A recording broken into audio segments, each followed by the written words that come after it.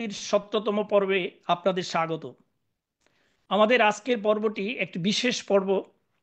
বিশেষ এই কারণে যে আজকের পর্বে আমাদের সঙ্গে আছেন বাংলাদেশ আওয়ামী লীগের সংগ্রামী সভাপতি, মাননীয় প্রধানমন্ত্রী, বঙ্গবন্ধু কন্যা জননেত্রী শেখ হাসিনা। প্রিয় নেত্রীকে আমরা স্বাগত জানাই। আমি সবাইকে আহ আসলে আজকের দিনটা সকলের সাথে যাদের সাথে আমি কথা বলতে চাচ্ছি, আমার সত্যি খুবই কষ্ট লাগছে। স্বজন হারাবার বেদনা যে কি কষ্টের, তা বোধহয় আমার থেকে আর কেউ বুঝতে পারবে না। যারা আপনার আপনজন হারায় তাদেরকে বুঝি। আজকে আমি এখানে কথা বলার সুযোগ পাচ্ছি, যারা সেই মব জাস্টিসের নামে বা আন্দোলনের নামে আমাদের পুলিশ বাহিনীর সদস্যদের নির্মমভাবে হত্যা করেছে এবং বীভৎসভাবে হত্যা করেছে। শুধু পুলিশ না, সেখানে পুলিশ বাহিনীর সদস্যদের হত্যা করেছে। প্রায় 450 থানায় আগুন দিয়েছে, যেখানে পুলিশের ভিতরে রেখে আগুন দিয়ে দিয়েছে। এমনকি থানা লুট করেছে। কোনো কোনো থানায় এমনও ঘটনা ঘটিয়েছে যে তাদেরকে মানে পিটিয়ে হত্যা করেছে। এমনকি একটা পুলিশ মহিলা, নারী পুলিশ কনস্টেবল, যারা যে তার মাপ চেয়েছিল যে আমার পেটে বাচ্চা আছে, আমাকে মারবেন না, কিন্তু এই ঘাতকরা থামেনি,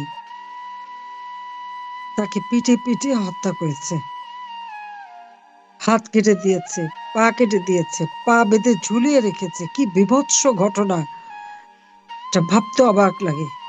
যারা দিন রাত অক্লান্ত পরিশ্রম করে মানুষের জীবনে নিরাপত্তা দিতে, তাদেরকে এইভাবে হত্যা করার উদ্দেশ্যটা কি ছিল? উদ্দেশ্যটা এটা অবশ্য ইতিমধ্যেই আপনারা শুনেছেন যে অবৈধভাবে ক্ষমতা দখল করবার জন্য ইনুস সেই এই পরিকল্পনা করেছে, যেটা সে নিজেই স্বীকার করেছে, যে মেটিকুলাসলি ডিজাইন করে সে শেখ হাসিনাকে ক্ষমতা থেকে হটিয়েছে এবং সে ক্ষমতা পেয়েছে।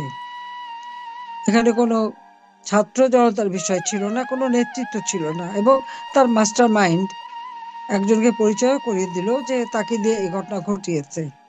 অর্থাৎ 7ই জুলাই থেকে আন্দোলনের নামে যে খেলা চলছিল, সেই 7ই জুলাই থেকে 14 জুলাই পর্যন্ত তো পুলিশ ছাত্রদের উপর কোনো আক্রমণ করে নাই, গরম পানি মারে নাই, সাউন্ড গ্রেনেড মারে নাই, বা তাদের উপর কোনো রকম জুলুম করেনি, বরং পুলিশ তাদেরকে সর্বতভাবে সহায়তা করেছে।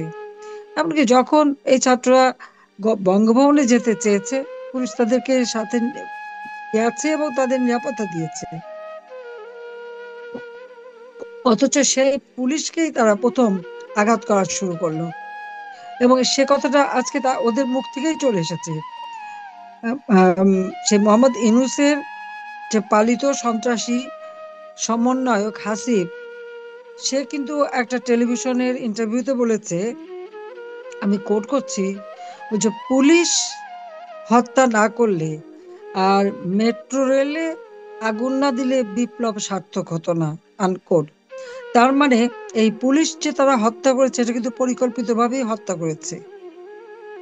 এবং মেট্রো রেল সহ বিভিন্ন প্রতিষ্ঠানে যে আগুন দেওয়া এবং লাশ ফেলা, এবং তাদের আন্দোলনের মধ্যে যতগুলি লাশ পড়েছে, সেগুলি যদি এখন কবর থেকে বের করে পোস্টমর্টম করা যায়, দেখা যাবে এখানে পুলিশ গুলি করে নাই, সেনাবাহিনী গুলি করে নাই, র্যাব গুলি করে নাই, বিজিবি গুলি করে নাই।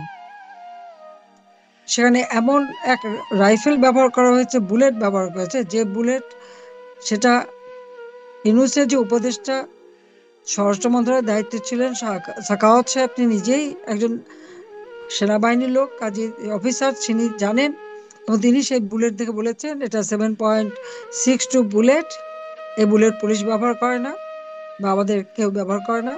কাজে সেই গুলিতেই তারা মারা গেছে। এবং যখন এটা মিছিলের মধ্যে তারা ছিল, সেখানে কোন পুলিশ ছিল অনেক দূরে, হঠাৎ একটা গুলি লেগে মারা গেল, সেটা কিভাবে হয়? আর আবু সাইদের ব্যাপারটা যদি আমরা বলি, তা বলছে পুলিশ গুলি করেছে। হ্যাঁ, পুলিশকে যখন আক্রমণ করেছে, পুলিশের পক্ষ থেকে কখন কোন পদক্ষেপ নেওয়া হবে সেই নির্দেশিকা পুলিশের কার্যক্রমের মধ্যেই দেওয়া থাকে, তাদের কার্যপ্রণালীতেই থাকে, সে আইনেও দেওয়া আছে যে কখন কোন অবস্থায় তারা কোন অ্যাকশনে যাবে।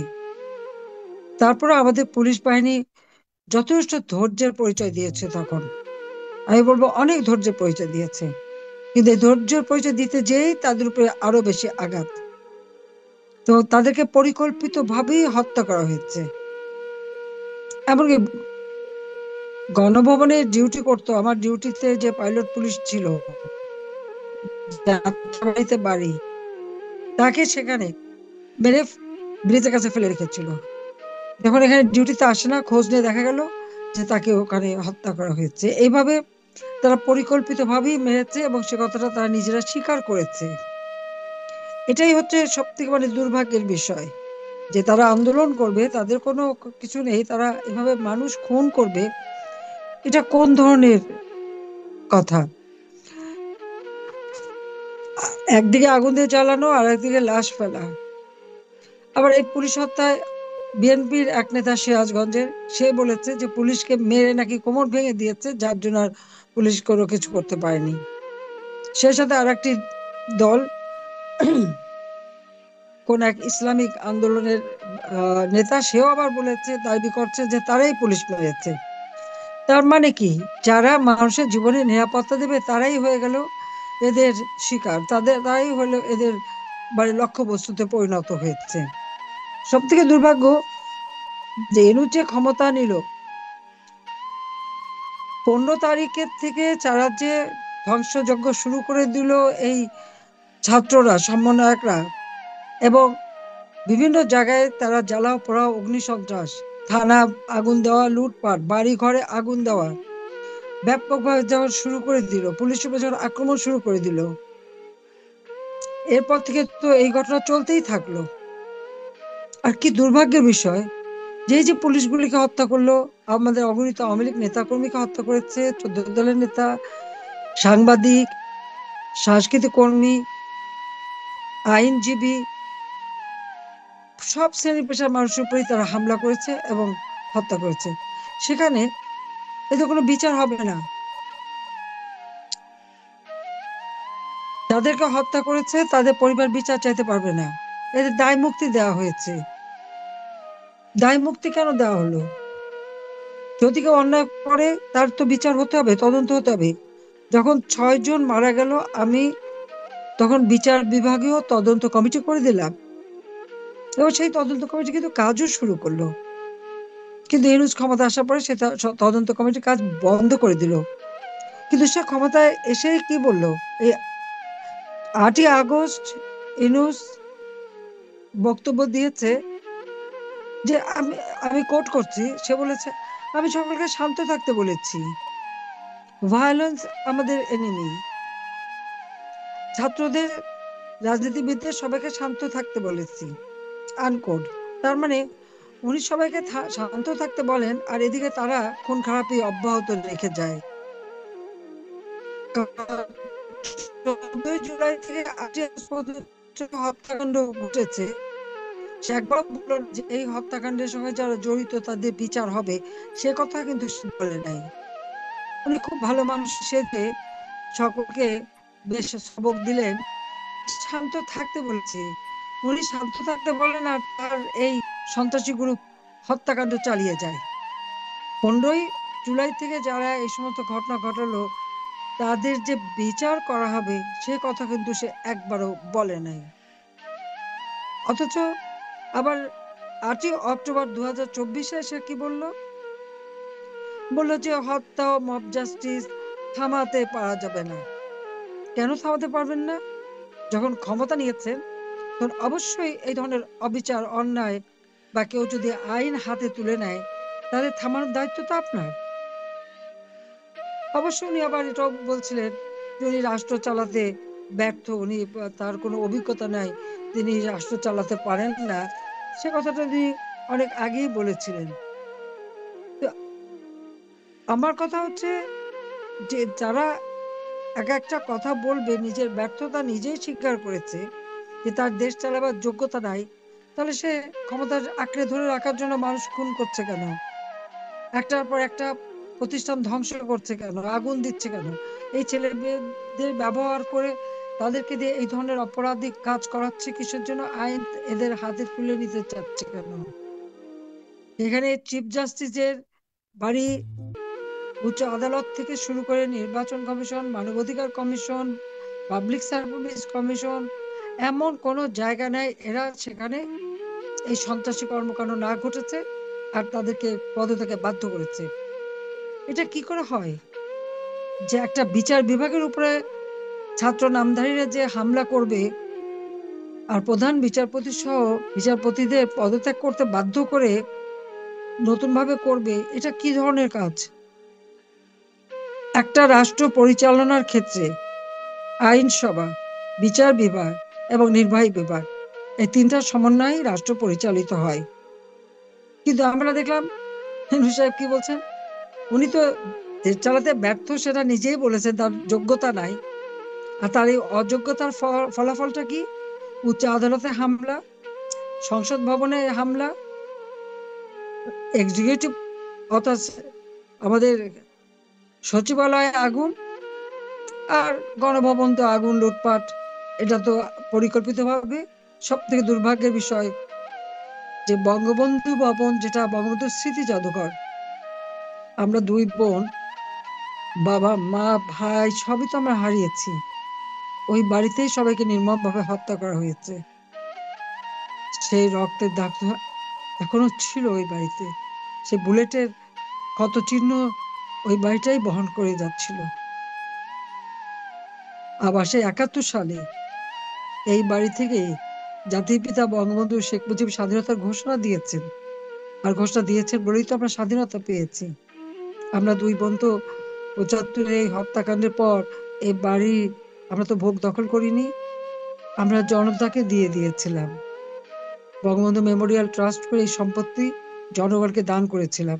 যদিও আমাদের দুই বোনের ঢাকা শহরে কোনো নিজস্ব বাড়ি ঘর থাকার জায়গা ছিল না, তারপরেও কিন্তু আমি এটা জনগণকে দিয়েছি। আমরা দুইজন এই জন্য যে আমার বাবা হচ্ছে এদেশের মানুষের জন্যই সারা জীবন রাজনীতি করে গেছেন, আর এই বাড়িতেই তো সব পরিবারকে হত্যা করা হয়েছে, কাজে এটা মানুষের জন্যই থাকবে।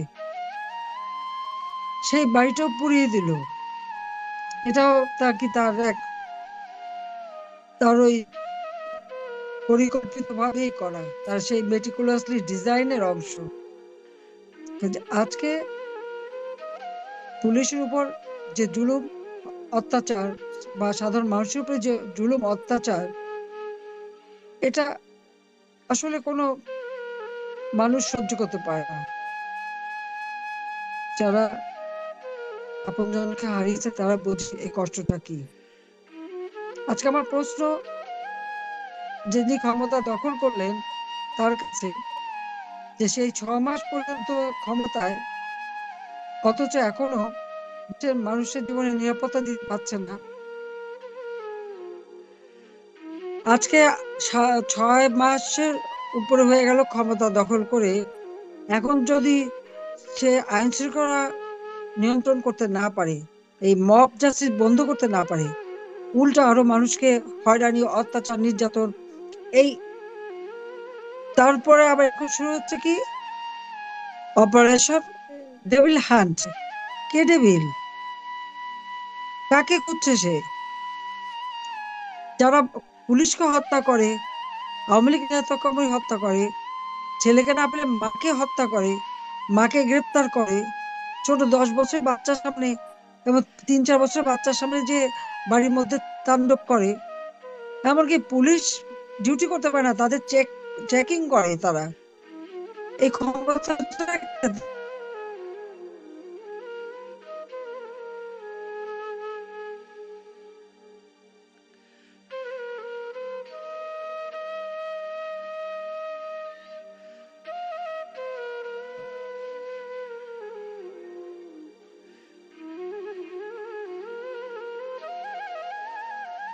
জি মাননীয় নেত্রী, আপনাকে আবার আমরা শুনতে পাচ্ছি না।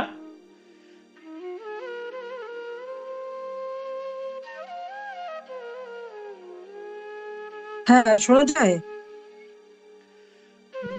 জি, শোনা যায়, বলুন। আচ্ছা আচ্ছা।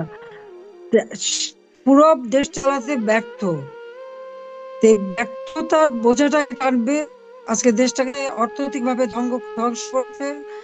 মানুষের আইন শৃঙ্খলার পরিস্থিতি সব থেকে খারাপ, মানুষ জীবনে কোনো নিরাপত্তা নাই। আমরা যে বাজেট দিয়ে এসেছি, বয়স্ক ভাতা বিধবা ভাতা থেকে শুরু করে সবকিছু বন্ধ, এমনকি আশ্রম প্রকল্পের ঘরগুলি ভেঙে দিচ্ছে। এই অবস্থা, চরম অরাজকতা দেশে চলছে, মানুষের কোনো নিরাপত্তা নাই। আর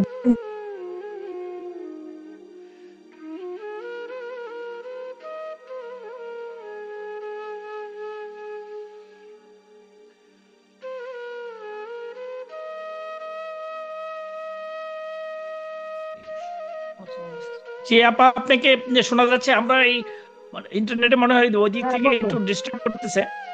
আপনারা আমাদের সাথেই থাকুন। বারবার জি বলুন, জি বলুন, শোনা যাচ্ছে নেত্রী।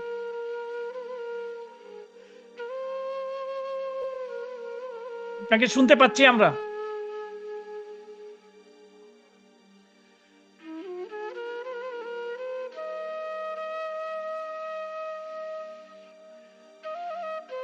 জি,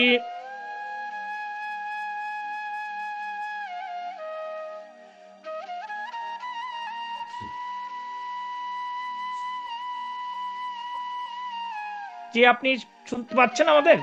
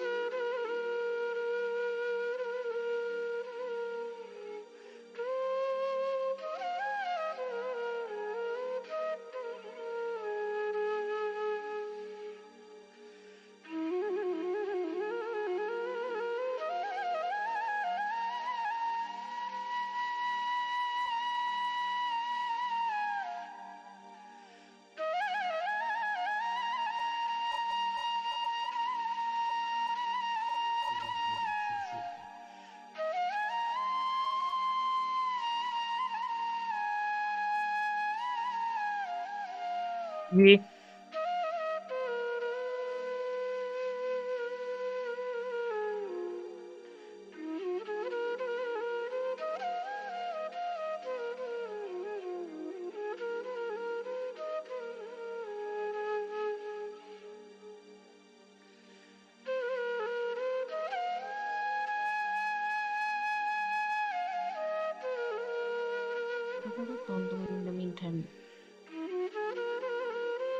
সুপ্রিয় দর্শক, আমার মনে হয় ওইদিকে ওনার ইন্টারনেটে একটু সমস্যা হচ্ছে। আমাদের প্রিয় নেত্রী আবার আমাদের সাথে যুক্ত হবেন। আমরা, প্রিয় দর্শক, আপনারা জানেন জাতিসংঘের মানবাধিকার কমিশন সম্প্রতি একটি প্রতিবেদন দিয়েছে। সেই প্রতিবেদনে জাতিসংঘ আশঙ্কা প্রকাশ করেছে যে অন্তর্বর্তী সরকারের সময়ও দেশে মানবাধিকার লঙ্ঘনের ঘটনা ঘটছে। 5 আগস্ট পরবর্তী সহিংসতা ও জবাবদেহি চায় জাতিসংঘ। জাতিসংঘের সত্য অনুসন্ধান প্রতিবেদনে বলা হয়েছে, আগস্টের শুরু থেকে পরবর্তী সময়ে সহিংস মব, পুলিশ ও আওয়ামী লীগের নেতাকর্মীদের সহ বিভিন্ন ব্যক্তিকে লক্ষ্য করে হত্যাসহ গুরুতর প্রতিশোধমূলক কর্মকাণ্ড চালিয়েছে। এ সময় হিন্দু, আহমদিয়া, মুসলিম ও পার্বত্য চট্টগ্রামের ক্ষুদ্র জাতিগোষ্ঠীর সদস্যরাও মানবাধিকার লঙ্ঘনের শিকার হয়েছে। তাদের বাড়িঘরে হামলা করা হয়েছে এবং জ্বালিয়ে দেওয়া হয়েছে। মাজার, মন্দির সহ ধর্মীয় স্থাপনায় হামলা করা হয়েছে। জাতিসংঘের তদন্ত দল তাদের প্রতিবেদনে বলেছে, আগস্টের শুরু থেকে প্রতিশোধমূলক সহিংসতা এবং নির্দিষ্ট ধর্মীয় গোষ্ঠী ও ক্ষুদ্র জাতিগোষ্ঠীর উপর নির্যাতন, নিপীড়নকারীদের অনেককে দৃশ্যত দায় মুক্তি পাচ্ছে। গত বছরের 14 অক্টোবর সরকার ঘোষণা দেয় শিক্ষার্থী ও জনতা যাদের কারণে গণ অভ্যুত্থান সফল হয়েছে তারা কোনো বিচার, গ্রেপ্তার ও হয়রানির সম্মুখীন হবেন না। আমরা আমরা এখন এই শহীদ পুলিশ পরিবারের সদস্যদের কথা শুনবো, কেমন কাটছে তাদের দিন, দায়িত্ব পালন করতে গিয়ে যারা জীবন দিলেন কেমন আছেন তাদের পরিবারের সদস্যরা। আমরা ওনাদের কাছে যাওয়ার আগে আবারও আমরা একটু দেখছি যে আমাদের প্রিয় নেত্রী আমাদের সাথে যুক্ত হচ্ছেন কিনা একটু দেখে নিচ্ছে। আপনারা আমাদের সাথেই থাকুন।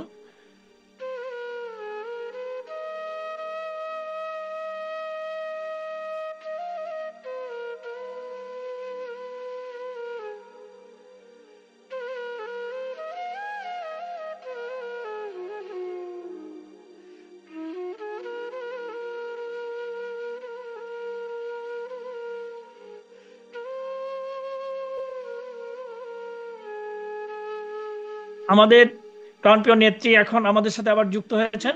না, যে আমি প্রিয় নেত্রী, এসো জি নজরুল, তুমি প্লিজ, জি আমি যাদের সাথে কথা বলতে চাইছি তাদেরকে দাও। আমি সেটা বেশি জি আমি ইম্পর্টেন্ট, বক্তব্য পরে আমি দিতে যাচ্ছি, পারবো। জি আমি আমি ওনাদের সাথে যাচ্ছি। কথা বলবো। হ্যাঁ, নাও। আমরা শহীদ পুলিশ পরিবারের সদস্যদের কথা শুনবো, কেমন বক্তৃতা শুরু। কাটছে তাদের দিন, দায়িত্ব পালন করতে গিয়ে যারা জীবন দিলেন কেমন আছেন তাদের বলেছেন তো। পরিবারের সদস্যরা। শুরুতেই বলবেন মোহাম্মদ ও, ইউনূস। এখানে কথা বলবো। মেট্রিকুলার্স হ্যাঁ, ডিজাইনের মাধ্যমে তার দূষরদের দিয়ে গত বছর 19 জুলাই যাকে পিটিয়ে 7 পায়ের রক কেটে নির্মমভাবে খুন করে, তারপর যাত্রাবাড়ি থানাস্থ ঢাকা চিটাগাং হাইওয়ের রায়েরবাগ ফ্লাইওভারে ঝুলিয়ে ঝুলন্ত লাশের নিচে আগুন ধরিয়ে দিয়ে লাশটিকে সে পোড়াচ্ছিল বক্তৃতা শুরু করেছে। সেই শহীদ নায়েক মোহাম্মদ গিয়াসউদ্দিনের সহধর্মিণী জেসমিন সুলতানা। জেসমিন সুলতানা, আপনি বলুন।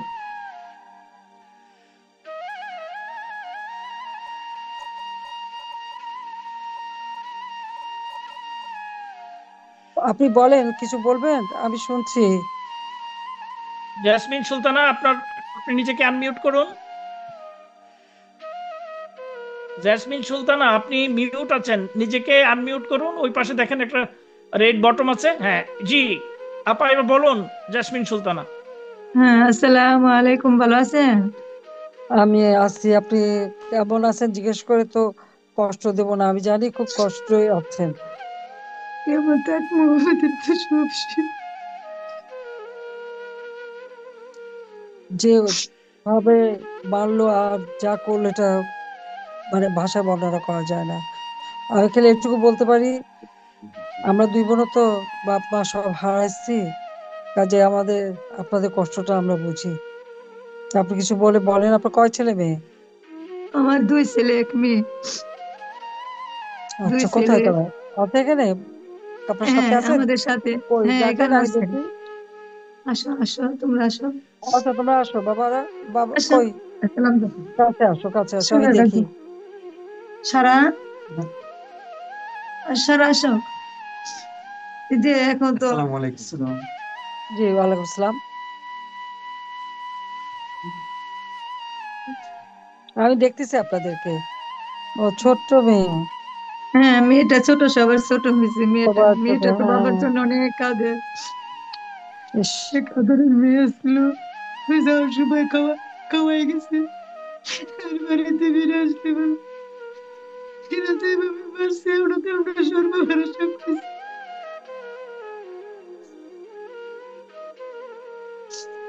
এরকম তো পরিস্থিতি যায় না কা, কালো হইয়া কিরকম হয়েছে, মনে হয় যে চিনে যে গেল না, কিছু চিনতেই পারলাম না। মানুষের ভাবে জীবন হত্যা করে না। এখন তো আমাদের কেউ নেই, আমাদের কেউ জিজ্ঞাসা করতে আসলো না। একদিন বললো না যে কিভাবে মারছে, কি করছে এরা। কেউ কোনোদিন আসে না, খোঁজ খবর নিতেও আসে না। আমি 3টা বাচ্চা নিয়ে চলতেছি।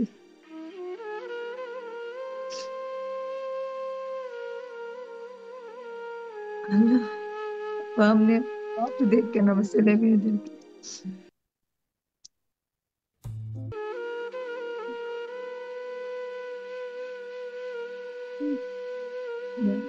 আমি আমি জানি না আমি কি ভাষায় সান্ত্বনা দেবো, তবে এটুকু কইতে পারি যে আমি আছি। আমি অবশ্যই এর বিচার ইনশাআল্লাহ একদিন করবই করবো। ওরা যতই দায় মুক্তি দিক, এই হত্যার দায় মুক্তি হয় না, হত্যার বিচার হয়।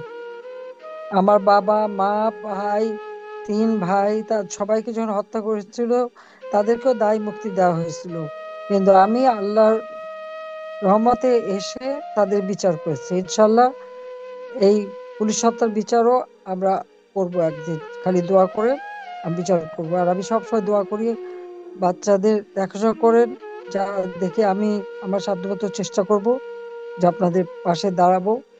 আমাদেরও তো সব নেতাকর্মীর বিরুদ্ধে মিথ্যা মামলা দিয়ে হয়রানি, যে কেউ যে দাঁড়াবে দেখা দেখা করবে কেউ তো নাই। আমাদের তো প্রায় 400-500 নেতা হত্যা করেছে, প্রায় 3-4 হাজার এখন তাদেরকে গুম করে ফেলছে, জানিও না তাদেরকে গ্রেপ্তার করছে শুনছি, কিন্তু কোনো হদিস আত্মীয় স্বজন পাচ্ছে না। এরকম অরাজকতা, এত অন্যায়, এত অবিচার আল্লাহ সইবে না। এইটাই। তোমরা বাচ্চারা মার পাশে থাকো, মাকে সবসময় দেখে রাখবে, ঠিক আছে? জি তোমরা ইনশাল্লাহ, সবাই আমাদের জন্য দোয়া সবসময় মাকে করবেন। দেখে রাখবে। হ্যাঁ, আমি সবসময় দোয়া করবো। তো বলো যে আমি আসছি তোমাদের জন্য, হ্যাঁ, আমি খোঁজ ইনশাআল্লাহ খবর আপনাদের নিচ্ছি, খোঁজ সবসময় খবর দোয়া করি। রাখছি। হ্যাঁ, অনেকদিন। জেসমিন সুলতানা, আপনাকে হুম। ধন্যবাদ। মাননীয় নেত্রী, আপনাকেও ধন্যবাদ। এবার যাচ্ছি রাব্বি আক্তারের কাছে। তিনি শহীদ এএসআই মোহাম্মদ রফিকুল ইসলামের সহধর্মিণী। রফিকুল ইসলাম ঢাকা জেলার এসবিতে কর্মরত ছিলেন। গত বছর 5 আগস্ট তাকে নিষ্ঠুরভাবে খুন করে ঢাকা টাঙ্গাইল হাইওয়ে সংলগ্ন বাইপাল ওভারব্রিজে ঝুলিয়ে রেখেছিল। রাব্বি আক্তার আপা, আপনি বলুন। আসসালামু আলাইকুম। নিজেকে আনমিউট করে বলুন। আসসালামু আলাইকুম।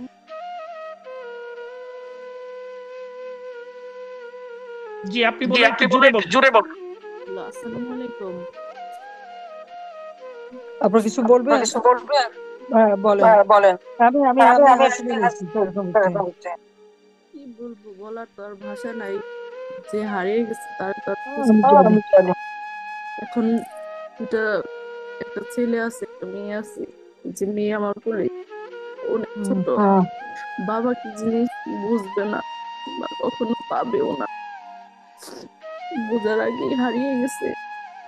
এখন আমরা চাই যারা মারছে ওদের যাতে বিচার হয়, ছেলে মেয়েরা যাতে স্বাচ্ছন্দ্যে বড় হতে পারে, ওরা যাতে নিশ্চিন্তে যাতে জীবনযাপন করতে পারে, সেই দিকটা দেখবেন। আমরা চাই ছেলে কোথায়? ছেলে কাছে আছে? না, ছেলে কাছে নাই, ছেলে আমার আম্মুর কাছে থাকে, স্কুলে পড়ে ও তো। আচ্ছা। আমার আম্মুর কাছে।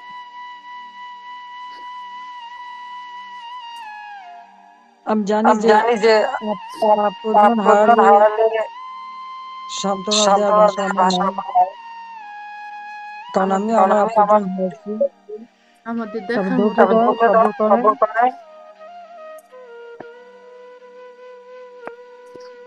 একদিন এটা বিচার করবে।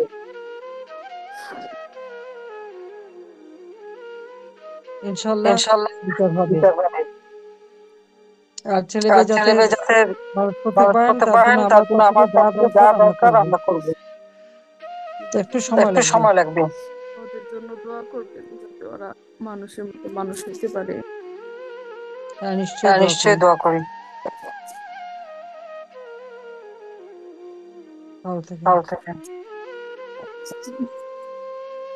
আল্লাহ সবর দিক, সেই দোয়া করি।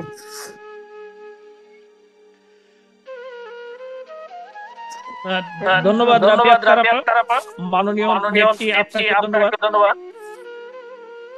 রাবি আক্তার আপা, আপনি নিজেকে মিউট করুন। জি। ডিবি উত্তরায় কর্মরত পুলিশ পরিদর্শক শহীদ মোহাম্মদ রাশিদুল ইসলামকে গত বছর 5 আগস্ট পিটিয়ে নির্মম নিষ্ঠুরভাবে খুন করা হয়।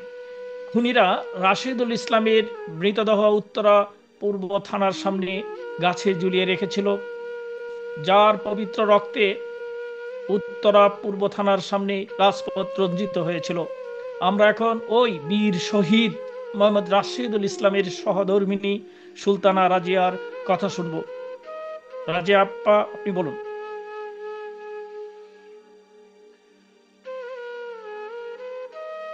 সুলতানা রাজিয়া, আপনি নিজেকে আনমিউট করুন।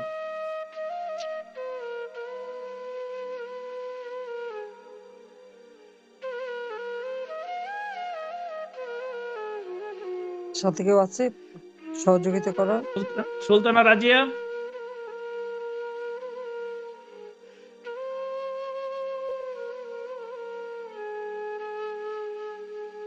আমার মনে হয় তিনি কোনো টেকনিক্যাল সমস্যার কারণে দেখি ওনাকে আবার পাওয়া গেলে ওনাকে দেখছি না, ওদের টেকনিক্যাল কারণে উনি বাইরে হয়ে গেছেন নাকি।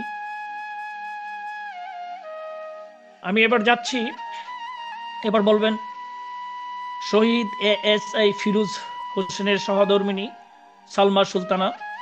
ফিরোজ হোসেন, যিনি ঢাকা মেট্রোপলিটন পুলিশের কদমতলী থানায় কর্মরত ছিলেন, জনগণের জালমাল রক্ষা করতে গেলে তাকে গত বছর 5 আগস্ট যাত্রাবাড়ি থানার সামনে পিটিয়ে নির্মমভাবে খুন করা হয়। সালমা সুলতানা, আপনি বলুন।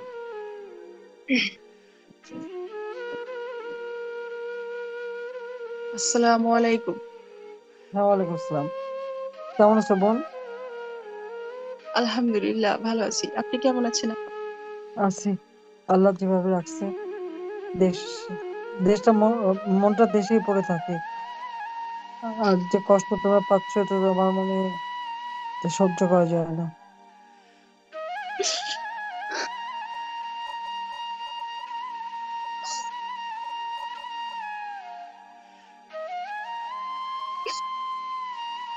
আসলে আমি কিভাবে শুরু করব আপা, কোন দিক দিয়ে শুরু করব নিজেই বুঝতে পারছি না।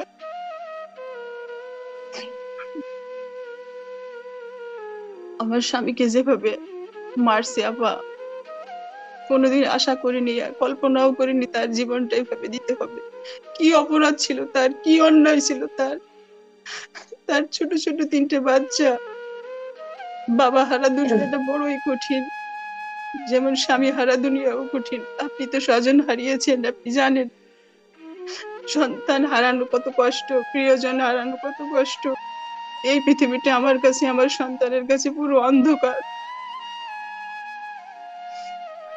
একা জীবন অনেক কষ্টের। যে আমার সংসারের, আমার পরিবারের প্রিয় মানুষ ছিল, তাকে আমরা হারিয়েছি। আমি আমি বলতে আমার খুব কষ্ট হয়, আমি নিজেকে কন্ট্রোল করতে পারি না আপা। আজ আমি আমার সন্তানের বাবা, এক সময় আমি মা। আমি কখনো আগে ঘর থেকে বের হতাম না, এখন আমি রাস্তায় পুরুষের সাথে ধাক্কার খাই, আমি বাইরে যাই, আমাকে বাজার করতে হয়, আমাকে সব কিছু করতে হয়। আমার কপালে ছিল, আমি আপনি বলবো না। ধৈর্য ধরে সবর করেন। ওদের তো শহীদ মৃত্যু, আর আজকের বিচার হবে না, সেই দায় মুক্তি দেয়। কি করে দায় মুক্তি দেয়? একটা মানুষকে মেরে ফেললো পিটাতে পিটাতে, আর সেই আসামিরা শাস্তি পাবে না? এটা কথা হলো? এটা কোন দেশ? কি করছে সে কি জানি না আমি। আপনার আপা বাচ্চারা আমার কোথায়? বাচ্চাদের দেখি, বাচ্চাদের আনেন। বাচ্চা আছে, আসো বাবা পাশে। আসো, তোমরা আসো। কই? আমি অবশ্য দেখতে পাচ্ছ না, কিন্তু আমি তোমাদের দেখছি। উফ, দেখো, ফুটফুটে 3টে বাচ্চা। আসসালামু আলাইকুম ওয়া রাহমাতুল্লাহি ওয়া বারাকাতুহু। আসসালামু আলাইকুম। ওয়ালাইকুম আসসালাম রহমতুল্লাহ বারাকাতুহু। তোমাদের জন্য আমি দোয়া করি, তোমরা ভালো থাকো, মার সাথে থাকো, মাকে দেখে রাখো। আমি জানি যে আজকে বাবা নাই, এবং যেভাবে হত্যা করা হলো এটা কি কল্পনাও করা যায় না। আমার তো বাবা মা সবাইকে, আমার 3 ভাই, আমার ছোট ভাইটা মোটে 10 বছর, তাকেও খুন করে ফেলছে।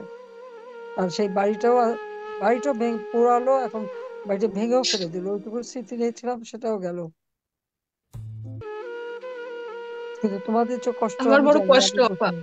হ্যাঁ, তোমাদের কষ্ট আমি আমরা বড় বুঝি। হতভাগা, হতভাগা নারী, যে নারী তার স্বামীর মৃত্যুর সময় কাছে থাকতে পারলো না, জানতে পারলো না তখন কেমন কষ্টে মৃত্যুবরণ হয়েছে। পানিও হয়তো বা তার কপালে জুটি নেই আপা। কত না, কষ্টের মৃত্যুর যন্ত্রণা। আমার স্বামী 5 তারিখে মারা যায়, আর আমি 6 তারিখে তার সংবাদটা পাই, এবং তাকে বুঝে পাই 7 তারিখে, এবং তাকে দাফন করি 8 তারিখে। 4টা দিন তাকে এভাবেই রাখা হয়। আর আমার খুবই কষ্ট আপা। আমি আমার ভিতরের কষ্টগুলো জানাতে চাই। আমি এই সাগরের বলো। মনে মাঝখানে পড়ে আছি আপা। আমার একটা ঘর নাই, আমি যে কোথায় দাঁড়াবো 3টে বাচ্চাকে নিয়ে। সবার হয়তো বা যাও থাকার একটা স্থান আছে, কিন্তু আমার হাজবেন্ড কিছুই করে রেখে যায়নি, আমার একটা দোতলা ঘরও করে দিয়ে যায়নি আমাকে। আমি ভাসমান অবস্থায় আছি বড়। আমার না হোক আল্লাহ, আমার যদি কোনো বিপদ আপদ দেয়, আমার সন্তানগুলো কোথায় দাঁড়াবে, কার কাছে যাবে, সেই ব্যবস্থা সে করে যায়নি। করার আগেই তার আল্লাহ নিয়ে গেল তাকে দুনিয়া থেকে। আমি সব সময় ডিপ্রেশনে থাকি যে আমার না আল্লাহ, আমাকে তুমি হায়াত দাও, সুস্থ রাখো, আমার সন্তানদের বড় হওয়া পর্যন্ত যেন আমি বেঁচে থাকি, তাদের জন্য কিছু করে দিয়ে যেতে পারি। আল্লাহর কাছে সেই দোয়া করি সব সময়। আমার একটা আবদার থাকবে আপনার কাছে, হ্যাঁ, বলো। আমার সন্তানদের জন্য আপনি কিছু করবেন, আমার একটা থাকার জায়গার ব্যবস্থা করে দিবেন। আমার ইনশাল্লাহ, কিছুই করে অবশ্যই সে যায়নি আমার জন্য। আমি করবো। ইনশাল্লাহ আমি করবো, অবশ্যই করবো। আমি আসবো, আমি করবো।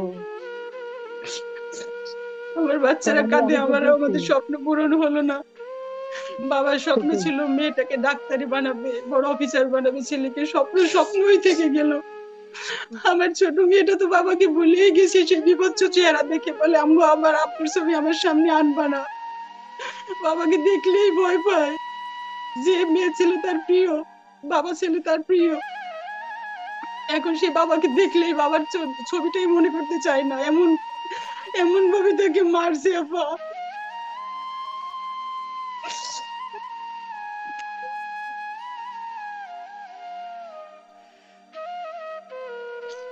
যদি একটু থাকার ব্যবস্থা হতো আমার, আমি সব একটু নিশ্চিন্ত থাকতে পারতাম আপা। প্রিয়জনকে হারিয়ে কেউ কখনো শান্তিতে থাকতে পারে না।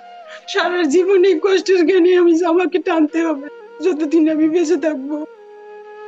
আমি গতকাল রাত্রি আবার রাত 2টা পর্যন্ত আমি সজাগ, আমার 2 চোখে ঘুম আসে না। তুমি ধৈর্য ধরো বোন, মনে জোর আমি রাখো। আমি সহ্য করতে তো পারি ছেলে না কি আপা পড়ে? আমার। ছেলে কোন ক্লাসে পড়ে? তোমার ছেলে কোন ক্লাসে পড়ে? আমার ছেলেটা সে এবার হেফজে কমপ্লিট করছে, আর মেয়েটা এসএসসি আ- পরীক্ষা দেবে, বড় মেয়েটা ও দেখাশোনা মনে। পরীক্ষা দেবে এসেছে, আচ্ছা। জি আর জি ছোট জি। জন কি সুন্দর ছোট পুতুলের মতো। জন ক্লাস ওয়ানে ওয়ানে পড়ে। ছোট আচ্ছা। মেয়েটা কান্না করে, বলে যে আম্মু তুমি এখন গোস্ত কেন ছোট করো, মাছ কেন ছোট করো, আমার আব্বুই তো ভালো ছিল, আমার আব্বুকে আমি কবে দেখবো, কবে কথা হবে, আমি এখন কাকে আব্বু বলে ডাকবো, আর আব্বুকে কি বলে ডাকবো? সবার বাবা আছে, আমার কেন বাবা নাই? বড় মেয়েটা কান্না করে। আমি ওদের ওদের তো বুঝাইতে পারি না, না ওদের চিন্তা করবো, না আমি, না ওদের তুমি ভবিষ্যতে। কিভাবে বুঝো বলো?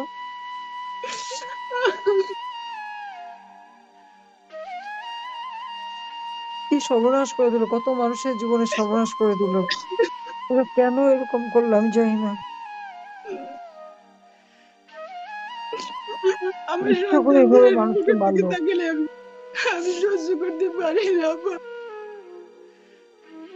না না, তুমি সবর করো, ধৈর্য ধরো। এত সুন্দর বাচ্চা তোমার, ওরাই ওরাই একদিন উঠে দাঁড়াবে, ওরা লেখাপড়া শিখে বড় হবে। আর অবশ্যই আমি আমি আসি, যা লাগে পড়াশোনা সব অবশ্যই আমি একদিন আমি আসবো এবং আমি দেখবো।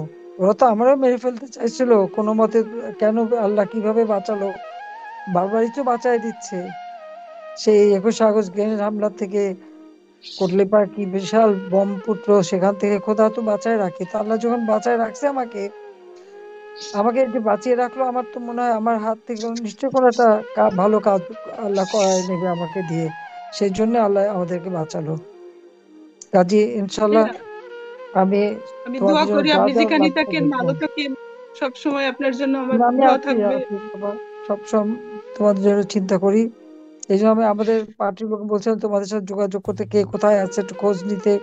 আমি তো বুঝি, কারণ আমরা তো এরকম সেই 75 সালে যখন সব হারালাম, দুই বোন, আমরা সেই এতিম এসির হয়ে গেলাম, না ঘর না বাড়ি না নিজের দেশ। আবার এখন সবকিছু ভেঙে গুড়িয়ে শেষ। এমনকি আমার স্বামীর বাসাটা সেটাও ভেঙে দিছে, রানা বাসাটা সেটাও লুট করে নিয়ে গেছে, আগুন দিয়ে সব পোড়ানো, এবং ইট টিটও খুলে নিয়ে চলে গেছে। তোমাদের মতো আমাদেরও কোনো থাকার জায়গা নেই, কিচ্ছু নাই। তারপরেও মানুষের যে কষ্ট, সেই কষ্টটাই আমি দেখি। আমাদের দিন তো চলে যায়, কিন্তু এই যে তোমাদেরকে এইভাবে একটা মানুষকে পিঠে মারা কি সোজা কথা? এরা কি অমানুষ? এদের মধ্যে মনুষ্যত্ব বোধ নাই? ওটাকে আল্লাহ এমন এদের ভাবে বিচার মারছে, করবে, আল্লাহ দাঁত এদের গুলো, বিচার করবে। মুখটা পুরো এই বিকৃত করে ফেলেছে, দাঁত উঠে ফেলেছে, আবার দেখা যায় না। আমার মেয়ে, ছোট মেয়েটা তো বাবাকে দেখতেই ভয় পায়, বলে কি ছবিটা সরাও মামনি, আমি দেখতে চাই না। না না না, আমি সব ছবি দেখছি, তো আমি লাস্টটা দেখছি, এটা প্রতিবাদও করছি। আমি তো এনকোয়ারি কমিটিও করে দিয়েছিলাম। আমি জজ সাহেবরে দিয়ে কমিটি করছিলাম যে তাদের মারছে, এগুলি তো ইনকোয়ারি করা হোক। সে তো কাজ করতে দেয়নি। যে এখন যে ক্ষমতা আছে, ইউনূস তো এই ইনকোয়ারি করতে দেয়নি, বন্ধ করে দিচ্ছে, এবং তাদেরকে মাফ করে দিচ্ছে, দায় মুক্তি দিয়ে দিচ্ছে, এদের বিচার হবে না। এটা কথা হলো নাকি? এই দায় মুক্তি সে দেয় কে?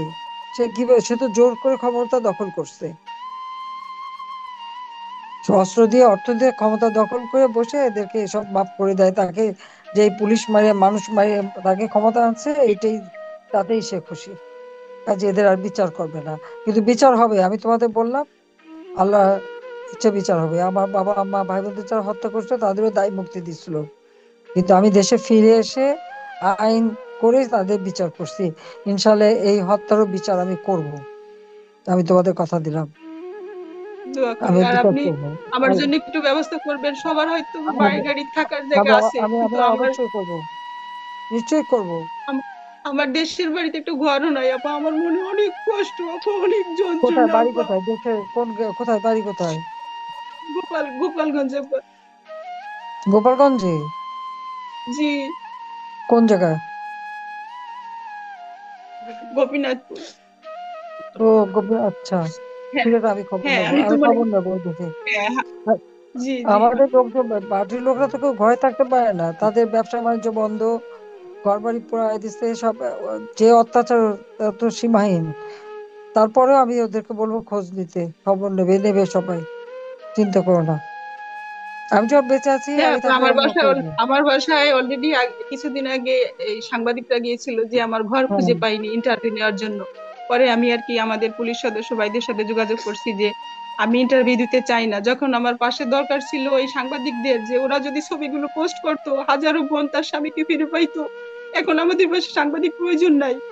আমি ইন্টারভিউ দিতে চাইনি। আমি আমাদের কল্যাণ সমিতিতে জানাইছি পুলিশ ভাইদের। পরে বলছে যে হ্যাঁ, আপনি আপনি যদি না চান তাহলে আপনি বলবেন যে না, আমি এখন আপাতত কিছু বলতে চাই না, আপনাদের যা প্রয়োজন হয় আমাদের কমিটি আছে, সেখানে গিয়ে আপনারা জানতে পারেন। তা আমি চাইনি অলরেডি তারা, মানে তারপরও আমার গ্রামের বাড়িতে গিয়ে খোঁজ নিচ্ছে, মানে আমার কি আছে না না আছে ইন্টারভিউ নেওয়ার জন্য।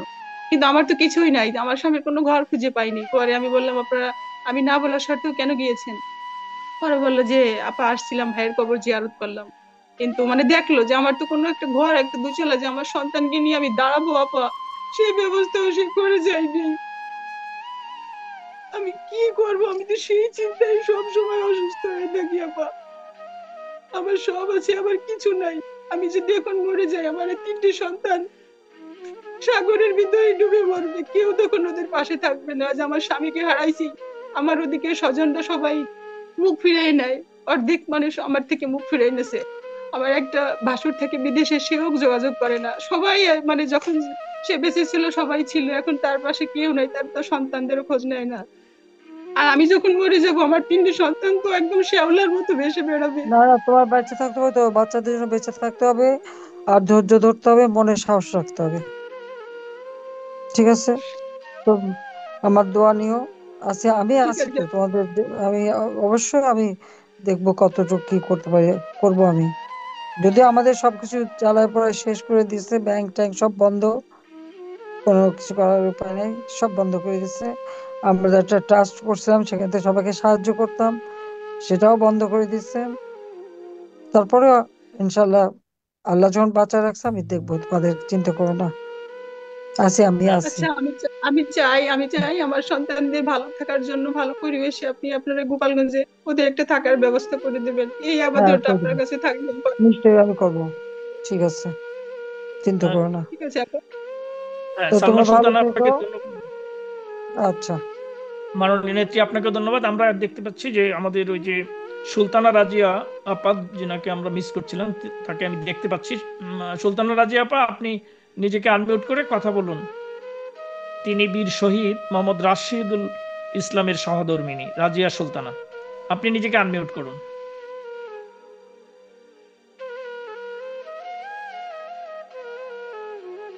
সুলতানা রাজিয়া, জি বলুন। শোনা যাচ্ছে? জি জি। আসসালামু আলাইকুম স্যার। হ্যাঁ, ওয়ালাইকুম আসসালাম। আমি কি বলে শুরু করবো আমি বলতে পারছি না। তাহলে এতটুকুই বলবো যে এই পৃথিবীতে আমি নিঃস্ব হয়ে গেছি, আমার বলার ভাষা নেই। জোর করে এইভাবে হত্যাকাণ্ড করে আমি একা পড়ে আছি, কি করব বলেন?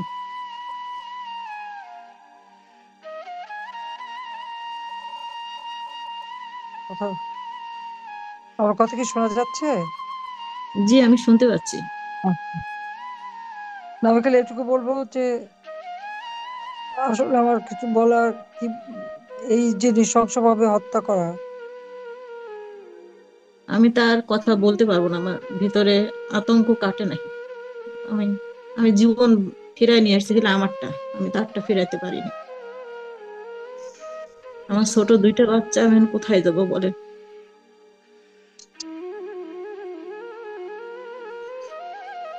বাচ্চারা আমার কোথায়? বাচ্চা, আমি তাকে কি নিয়ে ভবিষ্যৎ গড়ে দেবো বলেন? আমার চাকরি নাই, আমি শিক্ষিত হয়ে এখন পর্যন্ত কোনো চাকরি পেলাম না, আমি কোথায় যাব বলেন?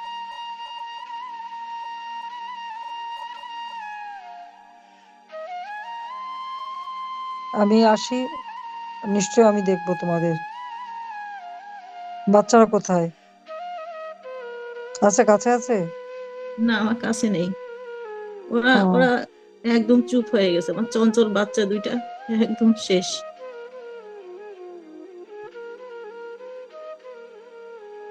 এইভাবে যে কত মানুষের ক্ষতি করলো, তো বলার ভাষা নাই। তারপর আবার এর বিচার হবে না? আমার বাচ্চারা সরকার না খেয়ে থাকে হলো। সরকারের পক্ষ থেকে কোনো সাহায্য করে নাই? সরকারের এখনো পুরাপুরি পাইনি আমি। তো কাল ভোরে তো বলতেছে যে কত বলে শহীদদের সবাইকে টাকা দিচ্ছে, কি দিচ্ছে, কত টাকা তুলছে।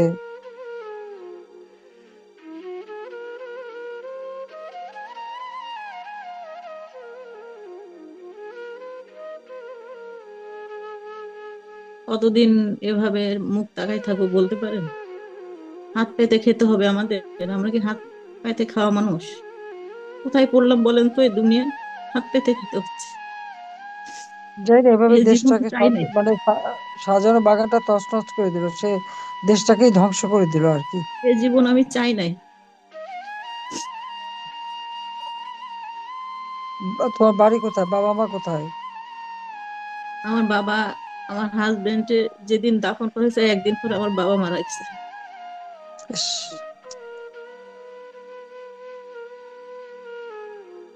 মানে এই শোকটা নিতে পারে নাই। আমার সব দিকই শেষ, আমার কোনো জায়গায় জায়গা নেই, সব শেষ। আমরা আছি তোমার কাছে, তুমি চিন্তা করো না। তোর বাড়ি কোথায়? রাজশাহীতে। কোন জায়গা? রাজশাহী জেলা? ওখানে।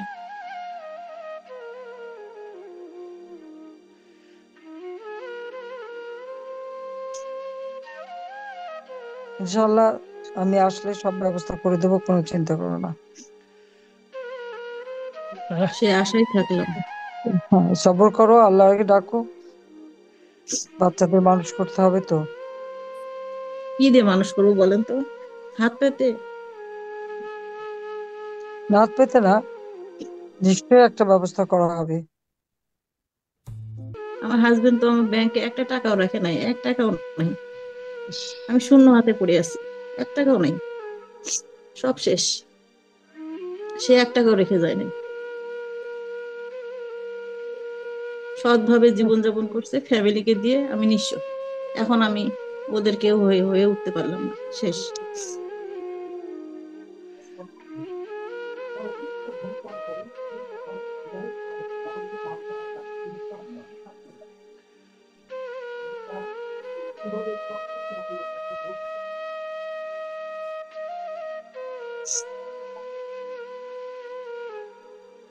তুই ধৈর্য ধরো, দেখি যে আমরা নিশ্চয়ই বেঁচে যখন আসছি একটা বিহিত করবোই। তার তো চলার জন্য যা, তো লেখাপড়া জানা মেয়ে, তোমার তার কাজের ব্যবস্থা অবশ্যই হবে। বাচ্চাদের মানুষ করতে হবে, এখন নিজেকে শক্ত করতে হবে।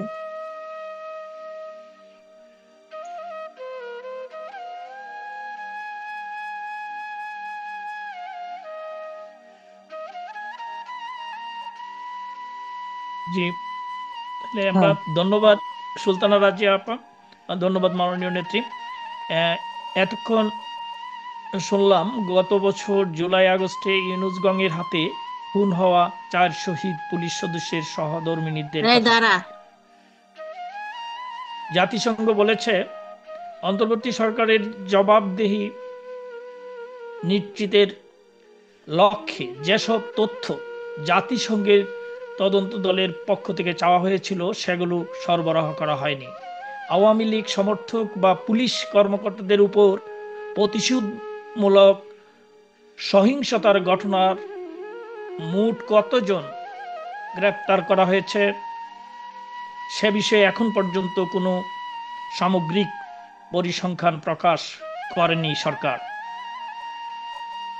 আওয়ামী লীগের নেতাকর্মী, পুলিশ, ধর্মীয় ও ক্ষুদ্র জাতিগোষ্ঠীর মানুষের উপর সংগঠিত অপরাধের দ্রুত ও স্বাধীন তদন্ত নিশ্চিত করতে বলা হয়েছে প্রতিবেদনে। এতে বলা হয়, এসব ঘটনায় জড়িত অপরাধীদের মধ্যে যাদের পরিচয় জানা গেছে তাদের বিচারের আওতায় আনতে হবে। বিচারহীনতা ও প্রতিশোধের চক্র থেকে মুক্তির জন্য জবাবদিহি প্রতিষ্ঠায় সমন্বিত উদ্যোগ নিতে হবে। প্রিয় দর্শক এবং আজকের পর্বে অংশগ্রহণকারী, আপনাদের উদ্দেশ্যে এখন আবার কথা বলবেন বাংলাদেশ আওয়ামী লীগের সংগ্রামী সভাপতি, আমাদের প্রাণপ্রিয় নেত্রী, বঙ্গবন্ধু কন্যা দেশরত্ন জননেত্রী শেখ হাসিনা। আমি এইমাত্র যাদের সঙ্গে কথা বললাম এবং তাদের যে দুরবস্থার কথা আমি শুনলাম, এটা সত্যি খুব বেদনাদায়ক। এইভাবে নির্মমভাবে হত্যা করা, আর যারা মানুষের নিরাপত্তা দেবে তাদেরকে হত্যা করা, এই পুলিশ হত্যা, এবং তারপরে এই প্রত্যেকটা পরিবার আজকে মহা বিপদে। তারা তো কিভাবে বাঁচবে ভবিষ্যতে? এই বাচ্চাগুলির ভবিষ্যৎটা কি? অথচ এ পর্যন্ত সরকারের পক্ষ থেকে তো কোনো কিছু করাই হয়নি, উল্টো আরো যারা এই হত্যাকাণ্ডের সঙ্গে জড়িত তাদেরকে দায় মুক্তি দেওয়া হয়েছে। মানে বিচারহীনতা, এই বিচারহীনতার কালচার থেকে দেশকে বের করে আনতে হবে, এবং ইনশাল্লাহ এদের বিচার একদিন হবে হবে, এটা আমি বিশ্বাস করি। এইভাবে অন্যায়ভাবে মানুষকে হত্যা করা এবং এর প্রতিবাদেই আমাদের সংগ্রাম চালাতে হবে। আর এই যে সরকার এই ধরনের মানুষ হত্যা করে এবং হত্যাকারীদের লালন পালন করে এবং জঙ্গি সন্ত্রাসীদের ছেড়ে দিয়ে তাদেরকে নিয়ে দেশটাকে আজকে একেবারে জঙ্গির দেশে পরিণত করেছে, একের পর এক মানবাধিকার লঙ্ঘন করে যাচ্ছে। এই পুলিশকে যেভাবে নৃশংসভাবে হত্যা করেছে, এর থেকে বড় মানবাধিকার লঙ্ঘন আর কি হতে পারে? এবং এই ইউনূস সে এই মানবাধিকার লঙ্ঘনের দায়ে সে দায়বদ্ধ, কাজী একদিন তার বিচারও বাংলাদেশে হবে। এই মানবাধিকার লঙ্ঘনের দায়ী তার বিচার করা হবে ইনশাল্লাহ।